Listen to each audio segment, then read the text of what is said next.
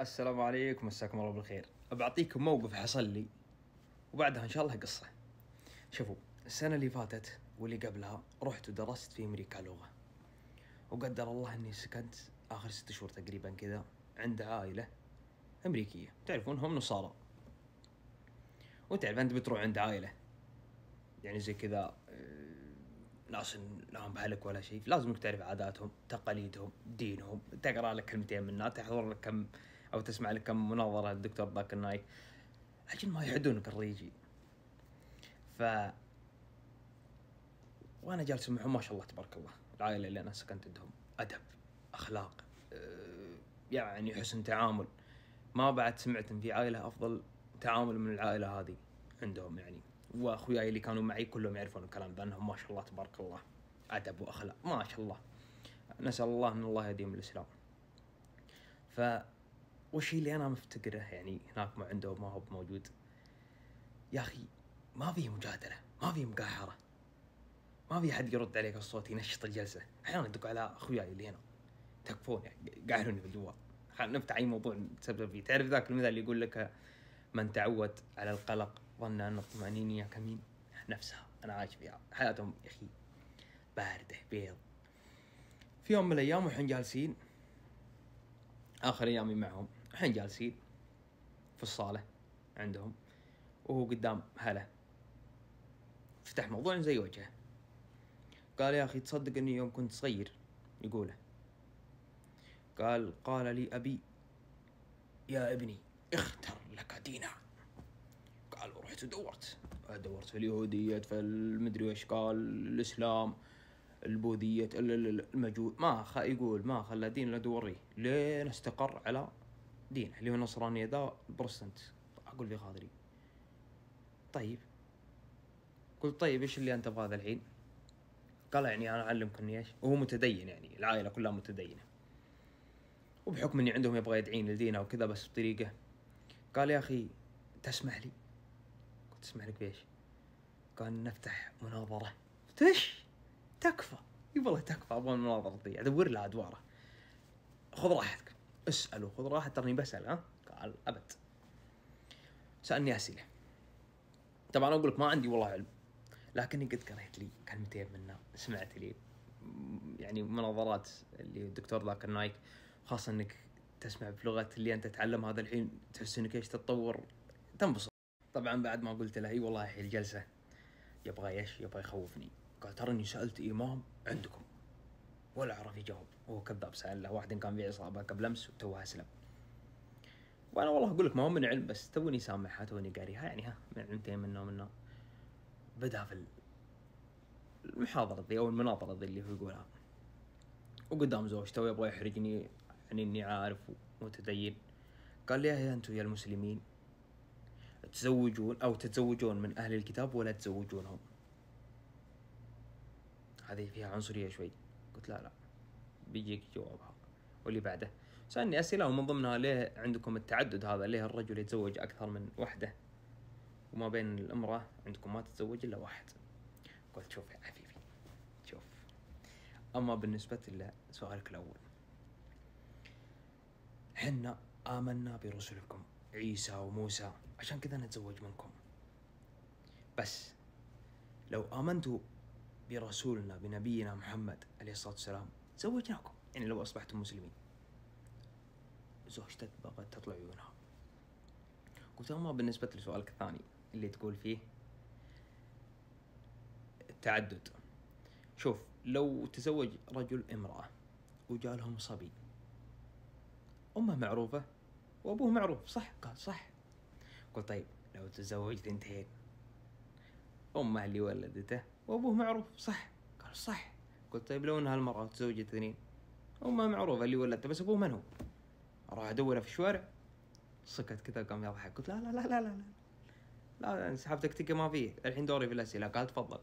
قلت شوف الحين أنتوا تقولون يا النصارى أن عندكم اللي هو التأمين شامل، هذا اللي عيسى مات عشان إيش؟ طهركم من الذنوب والخطايا. قال ايوه.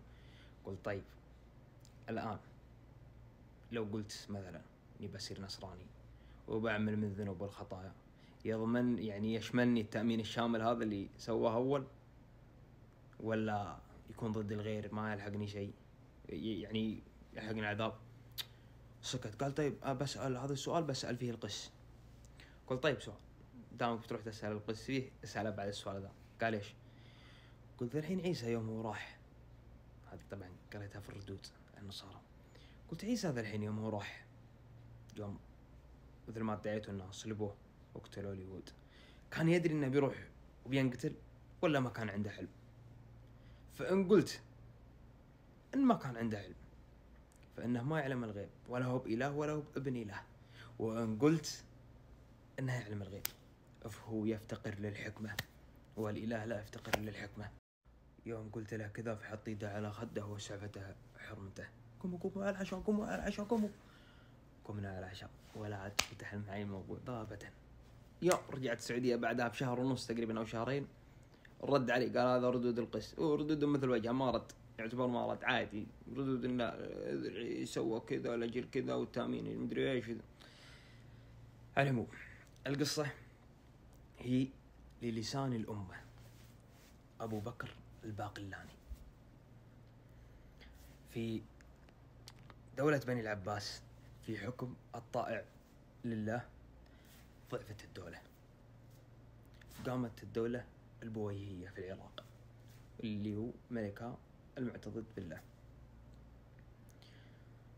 على العموم عند الروم مات الملك بطليوس وخلف ابنين، واحد اسمه بسلام تقريبا والثاني اسمه قسطنطين. وطمع أحد وزرائه أو الوزراء طمعوا بالملك، فقاموا الوزراء ذولا وتحاربوا معه اللي هم أبنائه. وواحدة من الوزراء هذا اسمه ورد الرومي تحارب مع أبنائه وغلبوه، فراح وهرب لين دخل عند المعتضد اللي هو ملك الدولة البويهية، ودخل في وجهه وأعطاه الأمان، فارسلوا له، أرسل له ملك الروم إنه سلمنا إياه، هذا وزيرنا وكان عندنا وخاين وكذا وسلم لنا، ولك أسر المسلمين كلهم. طبعا ما سلمه، بس عطاه إيش عهود ومواثيق إنه بيسلمه، وقال تمضون على العقود والمواثيق هذه اللي بيننا وتسلموني أسر المسلمين، وما لكم إن شاء الله إلا تسليمة اللي هو ورد الرومي وزيرهم الخاين ذا. قال أنا أبغى أدعم رسالتي السياسية هذه برسالة دينية. من هو اللي عندنا عالم فصيح قالوا أبو بكر الباقلاني لسان الأمة. استدعى وقال روح للروم استلم منهم الرسالة واستلم أسر المسلمين ويلا، وراددهم في دينهم، علمهم من ترى دينكم ركيك. انطلقوا لين جو عند ملك الروم، قالوا له أبو بكر الباقلاني، قالوا إذا دخلت على ملكنا فحية، والتحية عندنا أنك تنحني له. قال أنا ما انحني إلا لله.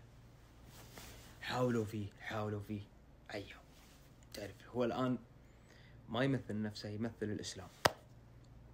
فراحوا كلموا الملك،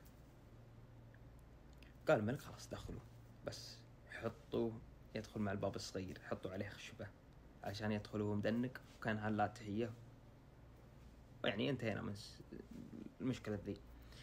يوم شاف أبو بكر الباقلاني إلا الخشبة على الباب والباب صغير، عرف بخساسة فعلهم، فدخل عليهم بالريوس، دخل عليهم بمقفاه. يوم شاف الملك انجن، يعني طبعا عنده القساوسة كلهم، والملك نفسه يعني راهب عندهم متدين. يوم شافه يا ولد هذا ما فيه حيلة، حضر عندهم قال يا أخي خلنا نبدأ معه مناظرة. هم دايرين وعارفين إنه ما جاء هنا إلا سلم واستلم ومناظرة. قالوا ما تقول في عيسى؟ فرد عليهم الحالة ضد القساوة دولة كلهم. قالوا هو روح الله وعبده ونبيه ورسوله، مثله كمثل آدم، خلقه من تراب ثم قال له كن فيكون. قالوا لا هو ابن الله. قال ابن الله؟ وين عمه؟ وين خاله؟ وين أقاربه؟ انصدموا القساوسة دولة كلهم. قالوا طيب يا أخي تنكر عندها معجزات؟ قال مدري ليش. قالوا ما هو يشفي الأكمه والأبرص. قال طيب هذه معجزات سخرها الله ويسرها ليكون تصديقا له، مثل معجزات الأنبياء الآخرين. قالوا بس إن الأمم كلها والأنبياء كلهم تقربون إلى عيسى توددون، هذا دليل الندى. قال لا، بكلامكم هذا اليهود بكرة بيقولون ان نبينا موسى سوى كذا وكذا وعنده من المعجزات هذه اللي ما هي عند احد، وانه فلق البحر نصفين واخرج يده بيضاء، وان كل الانبياء تقربوا منه، والعرب بكرة بيقدر يخرجون منهم ناس يقولون نفس كلامكم. انصدم الملك وانصدم القساوسة. وش الرد؟ هذا وشو؟ قالوا اسمع، اليوم انتهينا، المناظرة تبدأ بكرة كملها. قال ما في مشكلة. جاء بكرة قاموا واتفقوا بينهم بين، قالوا نبغى نبهته بسؤال نضرب بفيوزاته، علشان ايش؟ يتأتأ خلاص ما عاد يقدر يرد، وبعدها ناكلها بالأسئلة من كل جهة. يوم دخل عليهم اليوم الثاني قام واحد من القساوسة وسأله عن حادثة الإفك اللي صارت في أم المؤمنين عائشة رضي الله عنها. قال اسمعوا، هن امرأتان ذكرا بسوء، مريم عليها السلام وعائشة رضي الله عنها، وكلاهما طهرهم الله عز وجل. وبحكم كلامكم عائشة رضي الله عنها تزوجت ولم تنجب، ومريم عليها السلام لم تتزوج وأنجبت، وكلتاهما برأهم الله سبحانه. فما ترون في نظركم الخساسة اللي أنتم تقولون أيهما أقرب؟ اسكتوا وانصدموا ما عاد دروا ايش يقولون. قالوا ها اسمع، اليوم انتهت المناظرة وبكرة الكلام الأكيد. جاءهم اليوم الثالث حضر عليهم، قالوا ليه تتزوجون ولا تزوجون من أهل الكتاب؟ هذه عنصرية طبعا، هذا اللي أنا أخذتها منهم. قال اسمعوا، حنا آمنا برسلكم عيسى وموسى، ولو آمنتوا بنبينا زوجناكم. انصدموا. قال خلوني ذا الحين أنا اللي أسألكم، اللاهوت والناسوت ما هو؟ قالوا إنه تشكل بشكل إله اللي هو اللاهوت، والناسوت تشكل بشكل إنس عيسى عليه السلام. قال طيب الحين يوم منكم على ادعائكم إنه قتل وصلب، كان يدري ولا ما كان يدري؟ هذه برضه أخذتها. قال ها؟ قالوا كان قلت إنه يدري، فهو يفتقر للحكمة، والإله ما يفتقر للحكمة، ولا ابن الإله يفتقر للحكمة، وإن كان ما يدري ما هو يعلم الغيب.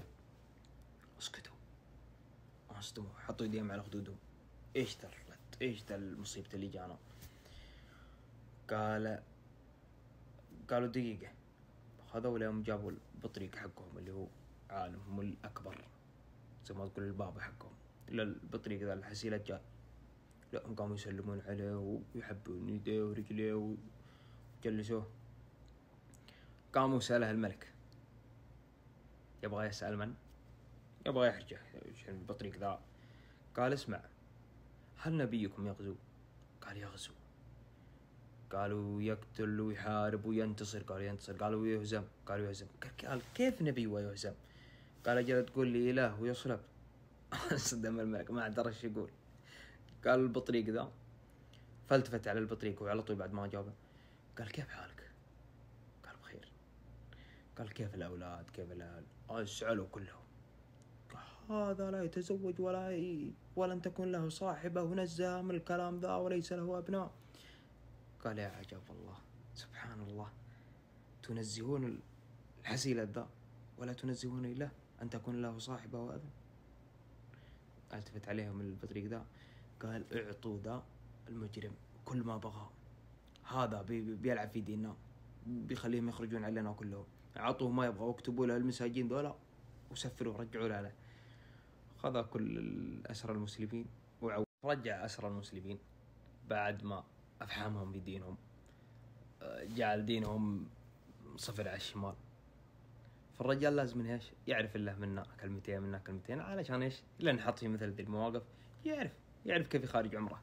لا يحدون هالرجال، لأنه بيشوه سمعته، بيشوه سمعة مليارين مسلم وراه. والسلام.